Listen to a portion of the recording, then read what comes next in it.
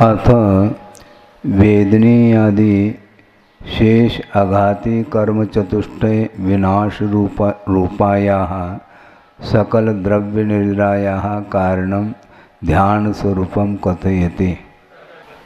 अब वेदनी आदि जो शेष आघाती कर्म चतुष्टय हैं उनके विनाश के रूप में जो संपूर्ण द्रव्य निर्जरा होती है उस निर्जरा का वह कारण ध्यान है, ऐसा यहाँ पर ध्यान का स्वरूप कहा जा रहा है। वस्तुतः उस ध्यान के माध्यम से संपूर्ण कर्मों की निर्जरा होती है, इस दृष्टि से ही उसको ध्यान की संज्ञा दी गई है। वस्तुतः एकाग्र चिंता निरोध रूप जो ध्यान है वह नहीं माना जाता है, क्योंकि वहाँ पर भी यदि एकाग्र चिंता रूप ध्यान मानेंगे तो केवली भगवान 13वें गुणस्थान में भी ज्ञान की अथवा उपयोग की व्यग्रता को स्वीकार करना पड़ेगा, जबकि योग की व्यग्रता अलग है और उपयोग की व्यग्रता अलग है। उपयोग की जो व्यग्रता है वह मोह के कारण हुआ करती है और योग की व्यग्रता चेष्टा के कारण है। केवली भगवान अर्थात 13वें गुणस्थान में योग तो है, क्योंकि मन वचन काय की चेष्टा भले ही वह बुद्धिपूर्वक नहीं भी हो तो भी उसके माध्यम से आत्म प्रदेशों में स्पंदन होने के कारण वह योग की व्यग्रता मानी जाती है।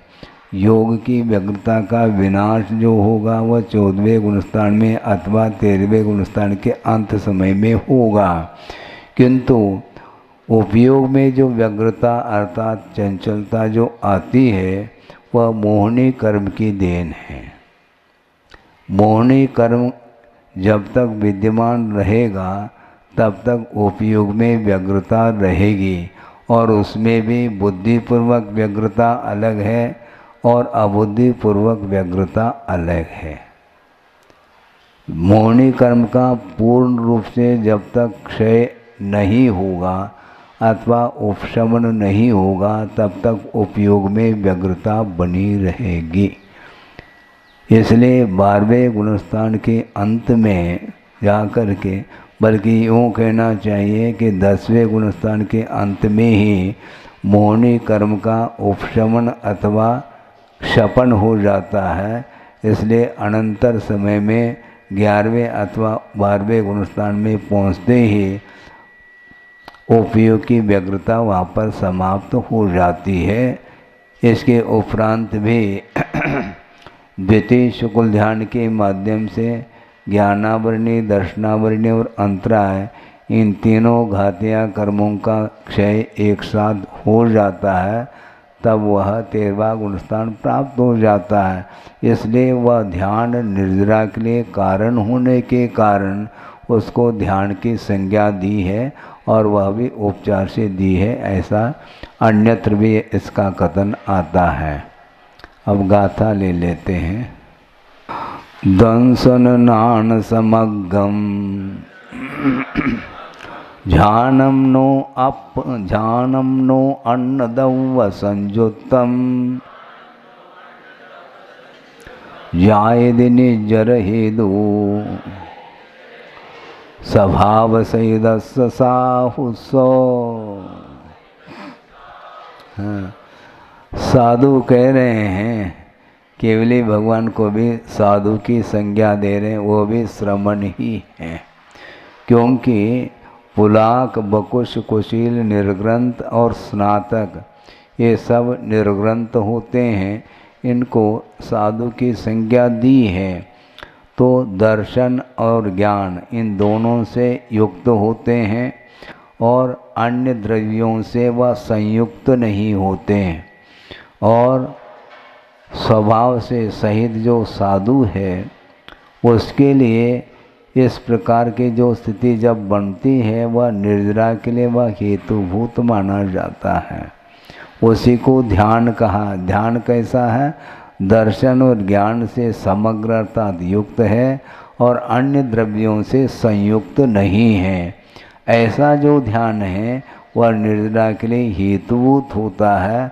वह किसको होता है? स्वभाव में स्थित या स्वभाव से सहित जो साधु होता है उसी के लिए वह ध्यान होता है, जो कि संपूर्ण कर्मों की निर्जरा में हेतुभूत हो जाता है। दंशन इत्यादि पदखंडन रूपेण व्याख्यानम क्रियते।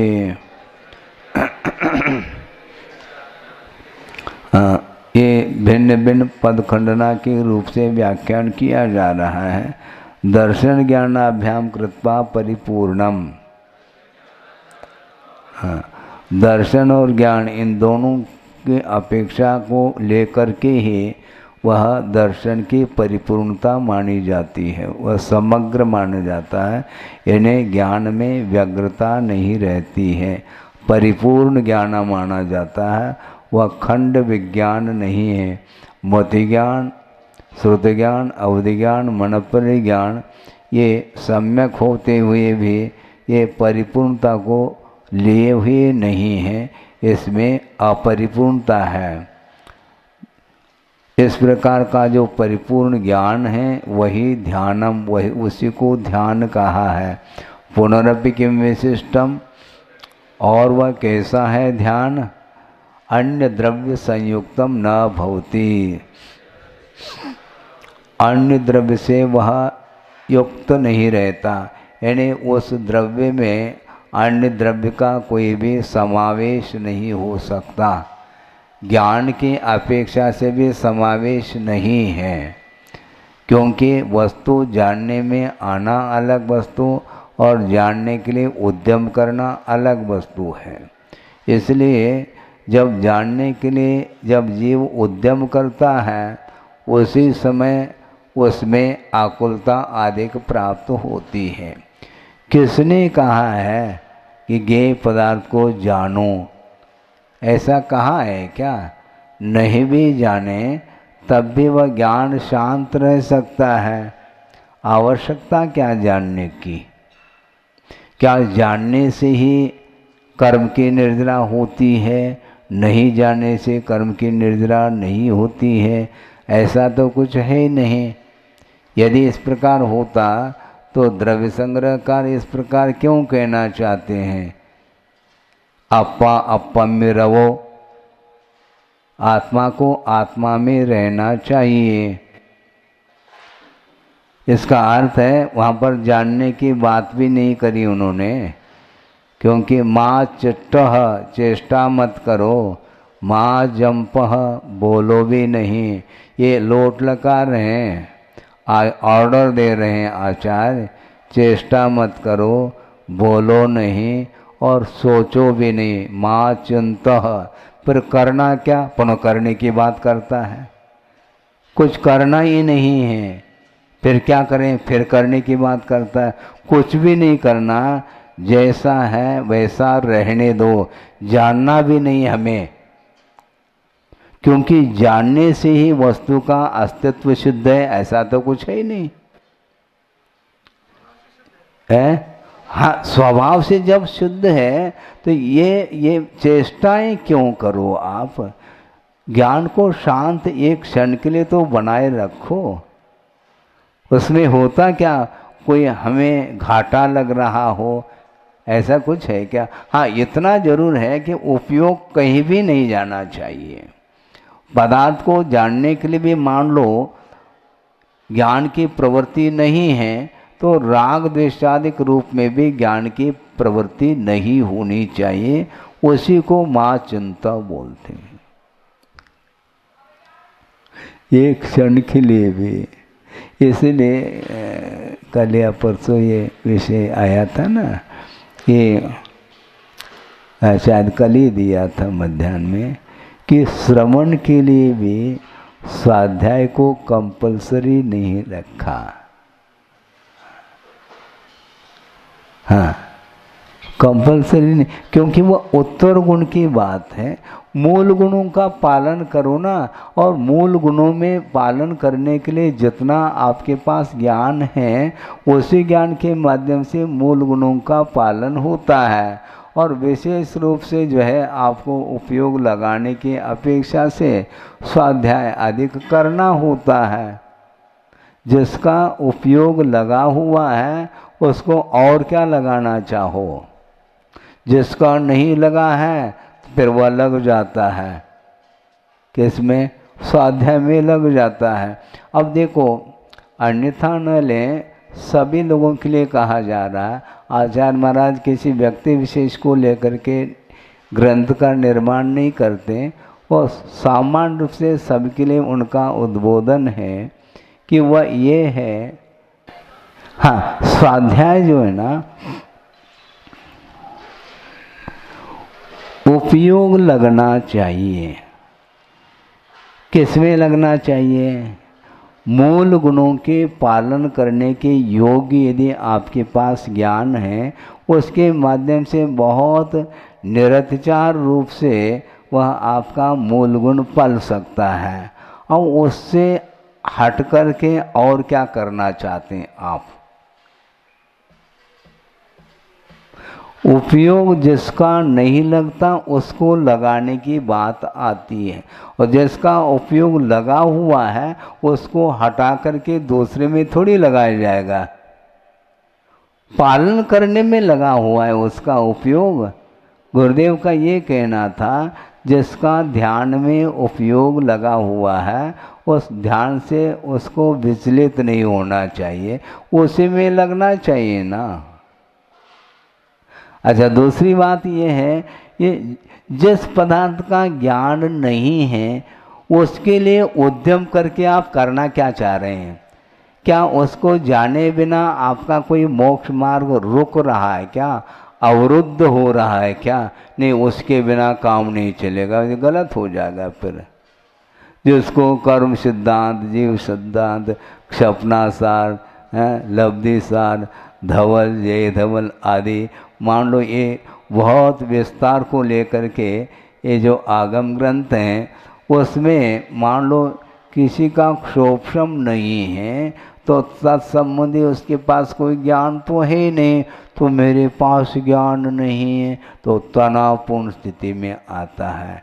और जिसके पास नहीं है उसका मोक्ष मार्ग यदि रुक रहा हो तो फिर कंपलसरी है फिर स्वाध्याय करना भी, ऐसा कुछ भी नहीं है। तो जो आपके पास ज्ञान है उसमें आपका उपयोग क्यों नहीं लग रहा, ये प्रश्न है। कुछ भी आपके पास ज्ञान नहीं है ऐसा है क्या? ऐसा तो नहीं है। अभी बिठा दिया जाए तो अभी आप दूसरे को समझाना प्रारंभ कर देंगे।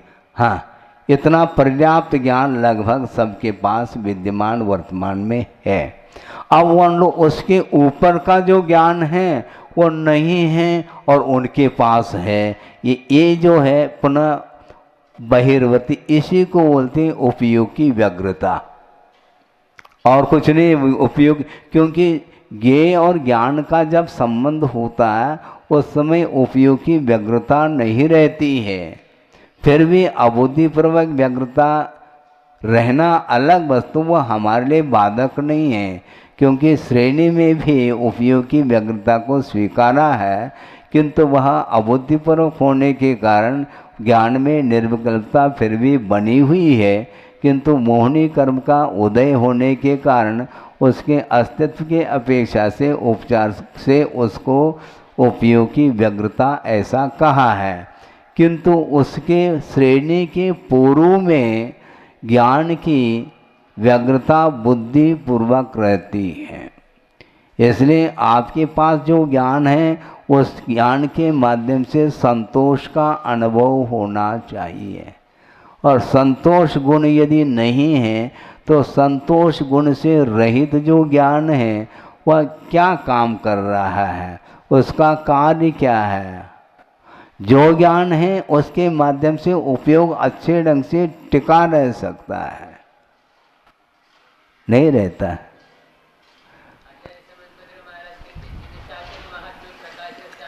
हाँ हाँ हाँ, ठीक है। जितना बन सके आप कह रहे हैं। आज द्वादशांग है क्या? नहीं है। तो उस संबंधी किसी को विकल्प है क्या? हम ये पूछना चाहते हैं, क्योंकि व्यग्रता को लेकर के चर्चा है। तो द्वादशांग तो किसी के पास है नहीं है, एक अंग का भी नहीं है। एक अंग का लाखवां करोड़वां हिस्सा भी हो तो हम कह दें। इसके बाद भी किसको लेकर के आप क्या विकल्प करना चाहते हैं, हमें बता दो। सात प्रभावना तो शाति तो है, कथनचित ही प्रभावना होगी। एकांत रूप से हम कहाँ प्रभावना कर सकते हैं?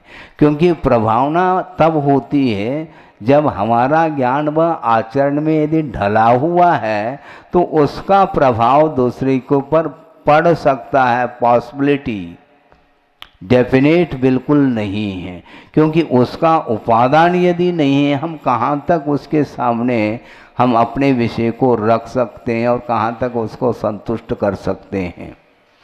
जब हमारा मन ही संतोष का अनुभव नहीं कर रहा है, दूसरे को हम कहाँ तक संतुष्ट कर सकते हैं, हमें बता दो। इसलिए जो बारीकी से जो ज्ञान है वह हमारे लिए अनिवार्य नहीं है, ये कहा जा रहा है। हाँ हाँ हाँ हाँ, बिल्कुल। अध्यात्म को सामने रखा है, और अध्यात्म जब सामने आता है तो मैं इसका प्रतिपादन करता हूँ और ये प्रतिपादन के योग्य हैं, ये सारे सारे विकल्प हैं, ऐसा कहा उन्होंने। ऊपर गाता तो मुझे याद नहीं, आपको याद हो सकता है। हाँ, समाधि तंत्र मैं प्रतिपादन करता हूँ और ये प्रतिपादन के योग्य हैं। इस प्रकार का ये सारा सारा विकल्प है। इन विकल्पों को ऊपर उठना है। सोपकृत परोपकृत मुत्सृज, दूसरे के प्रति जो अनुग्रह अथवा उपकार का जो भाव है उससे ऊपर उठने के लिए कहा जा रहा है, और अपन प्रभावना की बात करना चाह रहे हैं। निषेध नहीं, विवक्षा है आचार्यों की कि यदि तुम केवल ज्ञान को प्राप्त करना चाहते हो तो विकल्प की भूमिका से तुम्हें ऊपर उठना है हर हालत में। उसके बिना केवल ज्ञान तुम्हें प्राप्त नहीं हो सकता। और यदि विकल्प की भूमिका में रहना चाहो तो थोड़े बहुत तुम अपना आत्मकल्याण कर लो, और कोई करना चाहता हूँ उसके लिए सहयोग दो, और दूसरे को सहयोग देने में तो खूब आनंद ले रहा है, जबकि उसके द्वारा ये डेफिनेट है केवल ज्ञान कभी भी उत्पन्न होने वाला नहीं है। और केवल ज्ञान उत्पन्न नहीं हो पा रहा है, इसको लेकर के किसी को टेंशन नहीं है। समस्या तो ये है। और मैं प्रभावना नहीं कर पा रहा हूं, इसका टेंशन है।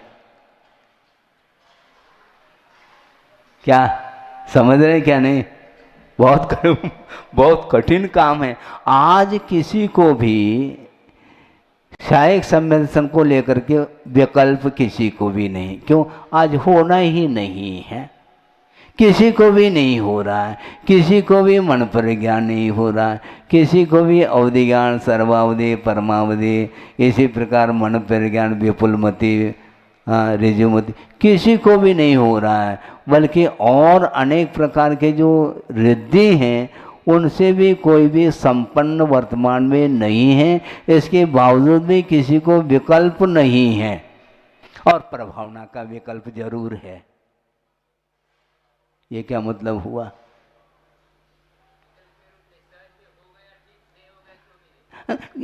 इसी लेकिन उसमें वस्तुतः जिसको नहीं है बहुत वह धन्यवाद का पात्र है। हाँ, गणधर परमेष्ठी भी साधु की वंदना कर रहे हैं। आप समझ क्या रहे हैं?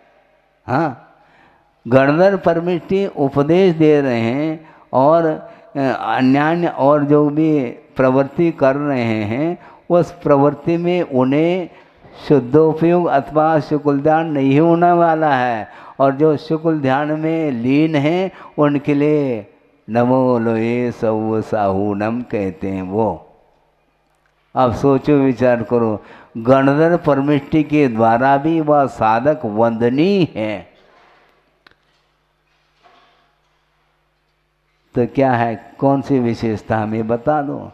क्योंकि शुक्ल ध्यान में जो रत है उन्हें अंतर्मूर्त में केवल ज्ञान उत्पन्न होने वाला है, यदि शबक शनि में चढ़ा है तो पक्की बात है।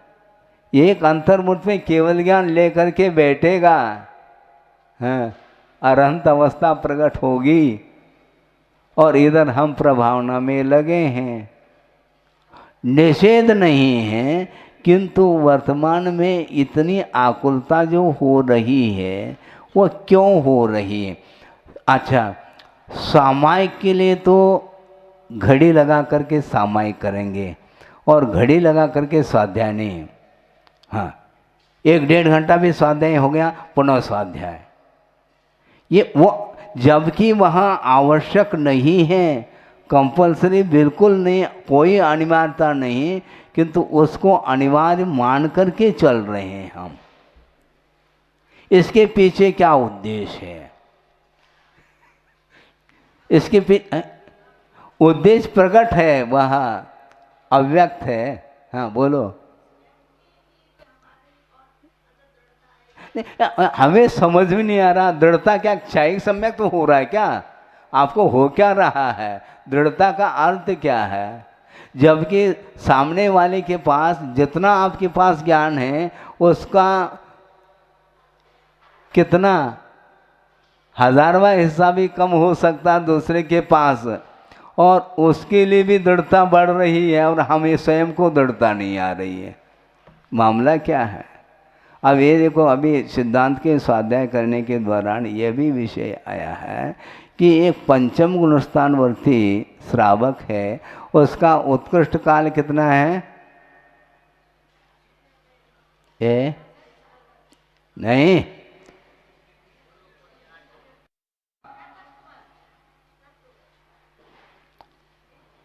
पंचम गुणस्थानवर्ती, पंचम गुणस्थान का काल कितना है उत्कृष्ट?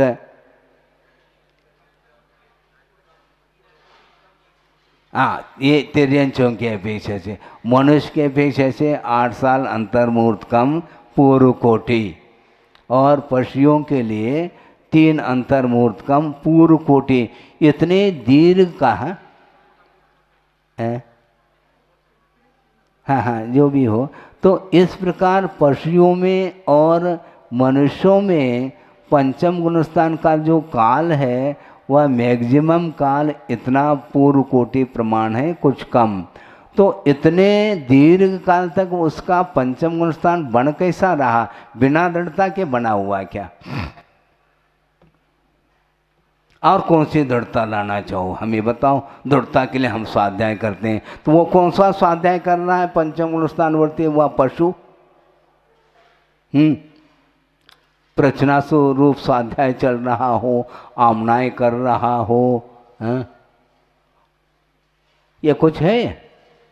कुछ भी नहीं है, कि ये एक आकुलता है। वस्तुतः ज्ञान के द्वारा चारित्र का पालन होता है, ज्ञान के माध्यम से समर और निर्जरा होती है, क्योंकि उसमें विवेक आ जाता है।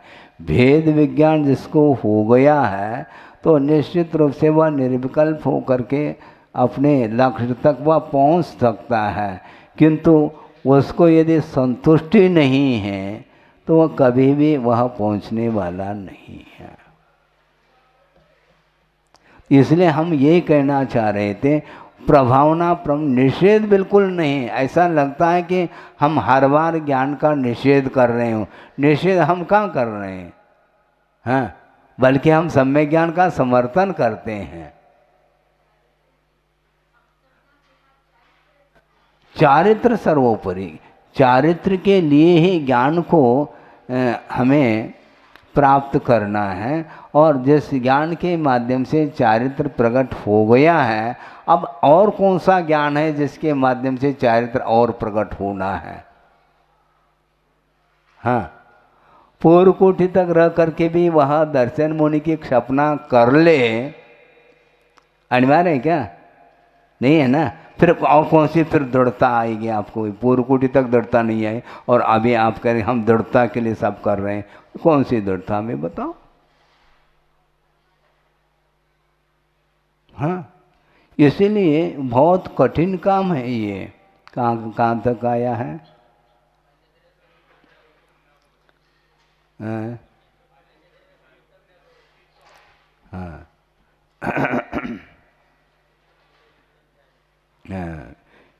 कैसा ये हो गया साधु तथा ही तस्य पूर्वोक्त भाव मुक्त केवलिनः निर्विकार परमानंद एक लक्षण स्वात्मोत सुकामृतत्वात् व्यावृत्त हर्ष विषाद रूप सांसारिक सुख दुख विक्रियस्य। थोड़ा थोड़ा ही पढ़ लें।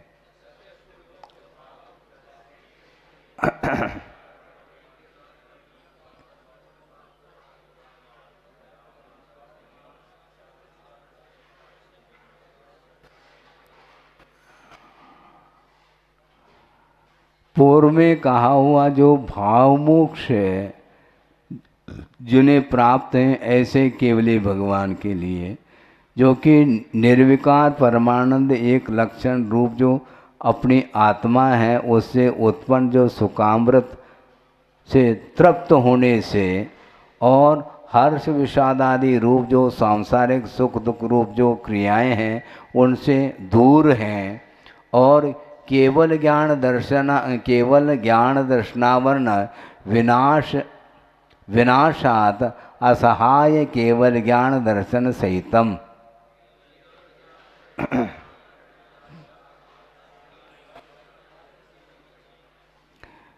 केवल ज्ञानावरण और केवल दर्शनावरण के विनाश से सहायता से रहित जो केवल ज्ञान और केवल दर्शन है उससे सहित सहज शुद्ध चैतन्य परिणतत्वात् इंद्रिय व्यापार आदि बहिर्द्रव्य आलंबना भावाच्यो।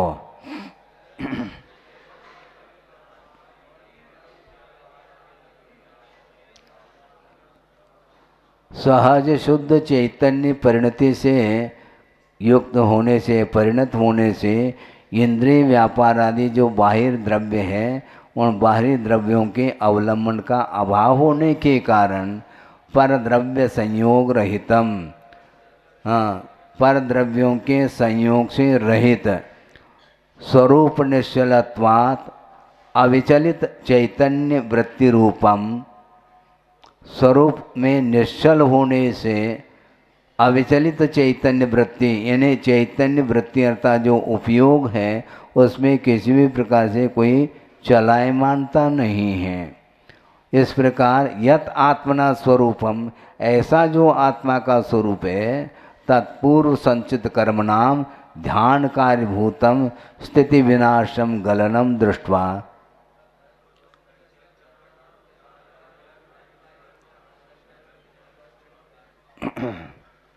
ऐसा जो आत्मा का स्वरूप है जो कि पूर्व संचित जो कर्म हैं उनके स्थिति और अनुभव आदि के गलन अर्थात विनाश के लिए विनाश रूप जो ध्यान का कार्य है उसको देख करके निर्जरा रूप ध्यानस्य कार्य कारण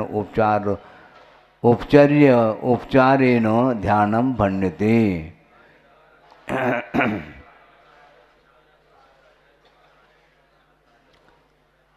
हाँ, वह निर्जरा रूप जो ध्यान का कार्य है वह ध्यान का कार्य क्या है? निर्जरा है। ये निर्जरा के लिए वह कारण है, वह ध्यान जो कि आत्मा के स्वरूप के रूप में है। इस प्रकार कार्य कारण भाव को उपचारित करके उपचार से उसको ध्यान कहा गया है इति अभिप्राय। ऐसा कहा। वस्तुतः वह ध्यान नहीं, निर्जरा के लिए वह कारण है, ऐसा कहा है। इसलिए केवली भगवान का उपयोग व्यग्र नहीं है। इसके उपरांत में तृतीय शुक्ल ध्यान के माध्यम से जो निर्जरा होती है अथवा चतुर्शुक्ल ध्यान के माध्यम से भी निर्जरा होती है, इसलिए इन दोनों ध्यानों को उपचार से ध्यान की संज्ञा दी गई है। अत्र आह शिष्य, यहाँ पर कोई शिष्य है, वह प्रश्न कर रहा है, जिज्ञासा रख रहा है। इदं परद्रव्य आलम्बन रहितम ध्यानम केवलिनाम भवतो,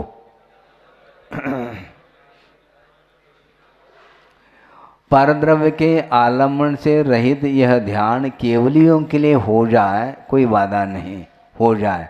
कस्मात, वह स्वयं ही कहता है, क्योंकि केवलिनाम उपचारेण ध्यानमिति वचनात्, क्योंकि केवलियों के प्रति जो ध्यान होता है वह उपचार से होता है, ऐसा आगम का वचन है। इसलिए जैसे चारित्र सारादो ग्रंथे भणितम आस्ते,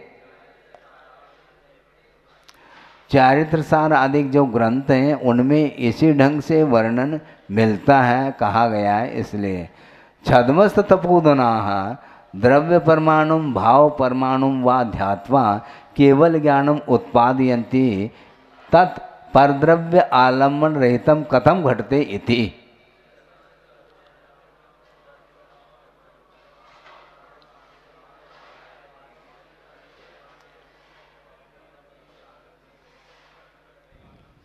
हाँ, छद्मस्त तपोधन का अर्थ सर्वज्ञ के अभाव में जो छद्मस्त अवस्था है, ऐसे तपोधन, ऐसे जो तपोधन हैं वो क्या करते हैं, द्रव्य परमाणु और भाव परमाणु का ध्यान करके केवल ज्ञान को उत्पन्न करते हैं।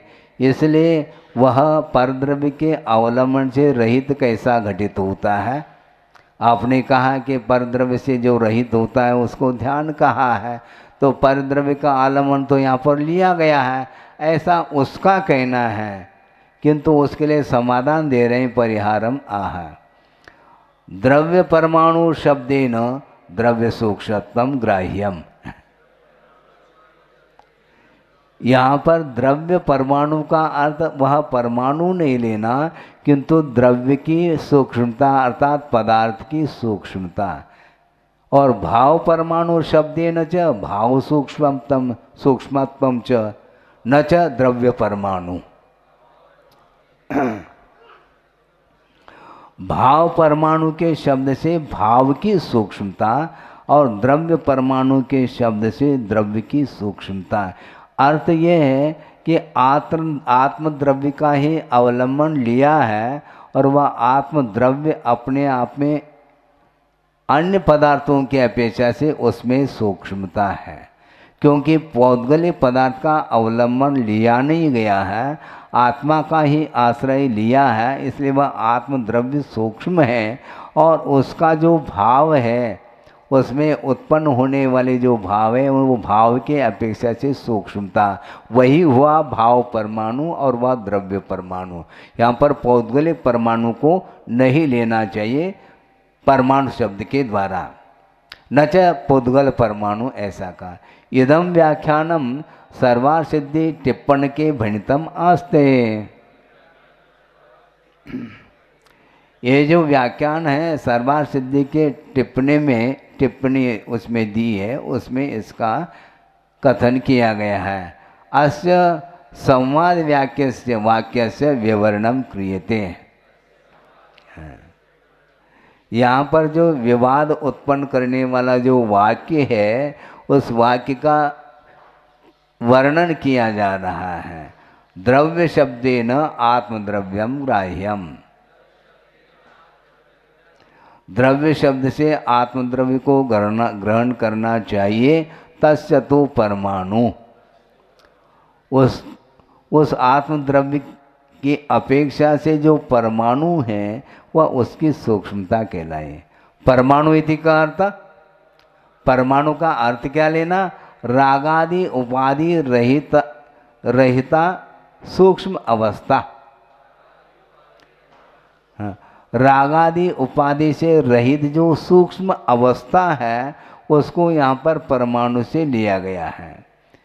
और रागादि से उपाधि से रहित जो अवस्था वह किसकी होगी, आत्मा की होगी। इसलिए आत्मा की ही वह सूक्ष्मता मानी जाती है। तस्याः सूक्ष्मत्वं कथम इति चेत, हाँ उस आत्मा की सूक्ष्मता कैसे, तो निर्विकल्प समाधि विषयात इति द्रव्य परमाणु शब्द से व्याख्यानम।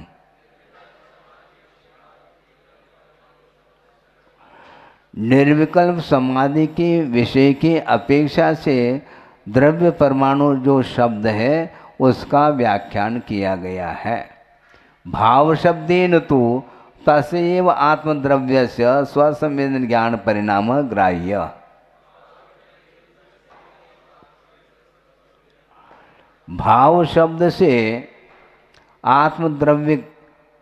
आत्मद्रव्य का जो स्वसंवेदन ज्ञान रूप परिणाम है उसको ग्रहण कर लेना चाहिए। तस्य भावस्य परमाणु, उस भाव की जो सूक्ष्मता है वही भाव परमाणु है।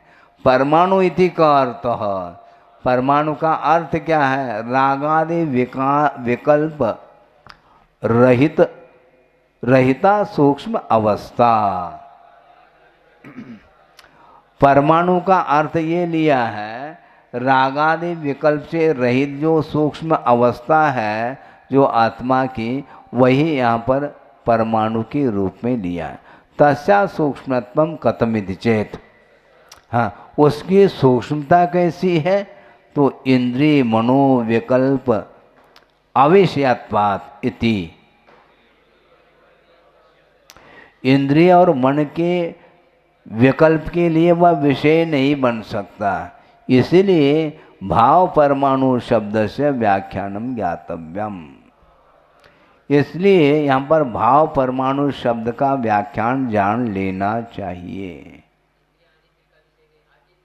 अतीन्द्रिय विषय बनता है, यानी मन के विकल्पों के साथ जो कुछ भी पदार्थ की जानकारी हो रही है वह पदार्थ की सूक्ष्मता नहीं, वह भाव की सूक्ष्मता नहीं है। आप किसी भी पदार्थ को जानो तो आपका वह पदार्थ जो जानने में आ रहा है उसमें मन का ही एकमात्र विकल्प है, यानी उपयोग का विकल्प है। उपयोग में जब तक विकल्प बना रहेगा तब तक वह भाव की सूक्ष्मता नहीं कहलाएगी, और भाव की